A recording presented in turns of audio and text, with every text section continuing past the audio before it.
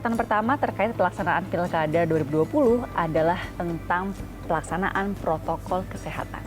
Kelengkapan alat pelindung diri atau APD menjadi sangat penting karena merupakan perisai dan pelindung utama para petugas dalam menjalankan tugasnya.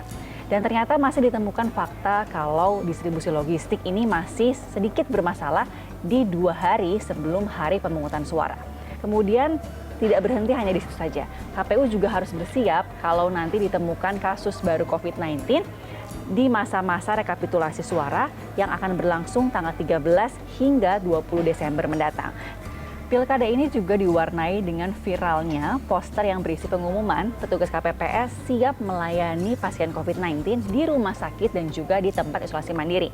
Lalu KPU langsung mengklaim kalau hal ini dilakukan sudah sesuai aturan dan tentu dengan semangat menjamin hak pilih bagi seluruh warga negara. Dan KPU juga mengatakan petugas KPPS di sini yang bertugas harus dan wajib untuk melakukan tugasnya untuk melayani pasien COVID-19.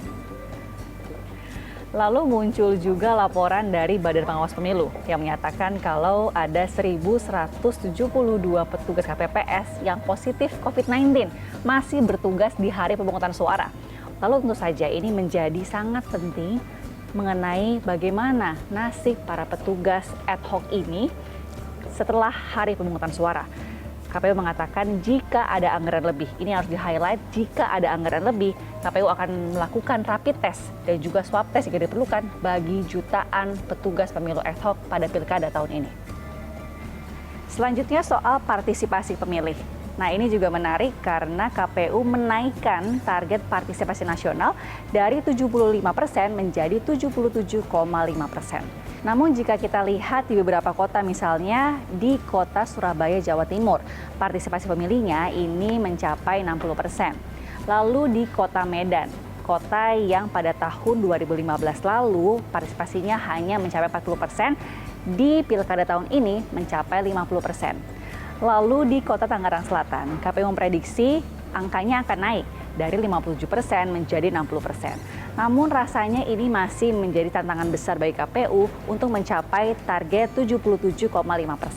Selain karena faktor pandemi, ada hal-hal lain nih yang saya temukan di lapangan mengenai partisipasi pemilih. Misalnya ada kecenderungan warga yang tinggal di perumahan ini lebih cuek dengan pilkada dibandingkan dengan warga yang tinggal di daerah perkampungan.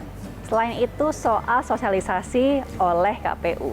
Ya, cara-cara konvensional yang dilakukan oleh KPU ini sepertinya kurang ampuh dan efektif dalam meraih jumlah pemilih di pilkada tahun ini. Misalnya dengan memasang banner, memasang spanduk, iklan di media elektronik, ini dinilai kurang menarik bagi para pemilih. Dinamika politik di Pilkada 2020 juga menarik untuk disoroti. Kenapa? Karena ada sejumlah nama dengan beragam latar belakang dan profesi yang ikut perhelatan demokrasi ini. Misalnya ada anak presiden, kemudian juga ada menantu presiden, ada juga anak wakil presiden, ada juga keponakan menteri, dan juga nama-nama lain yang memiliki garis keturunan dengan penguasa sebelumnya.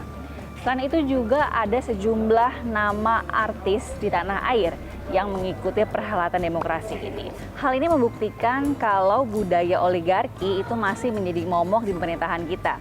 Dengan adanya artis yang masuk ke dalam pemerintahan ini juga membuktikan kalau dengan modal popularitas ini seseorang bisa mengajukan diri menjadi pemimpin masyarakat. Namun tentu harapannya hal-hal tersebut bukan menjadi patokan dalam menentukan calon pemimpin yang baik untuk masyarakat. Harus ada kemampuan, kapabilitas, dan juga rekam jejak yang baik untuk menjadi pemimpin yang baik juga bagi masyarakatnya. Pilkada 2020 adalah sejarah baru Republik Indonesia, menyatukan semangat pesta demokrasi yang huru-hara dengan kebiasaan baru di era pandemi jelas menjadi tantangan.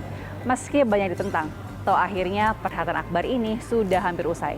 Namun ingat, masih ada proses yang belum selesai.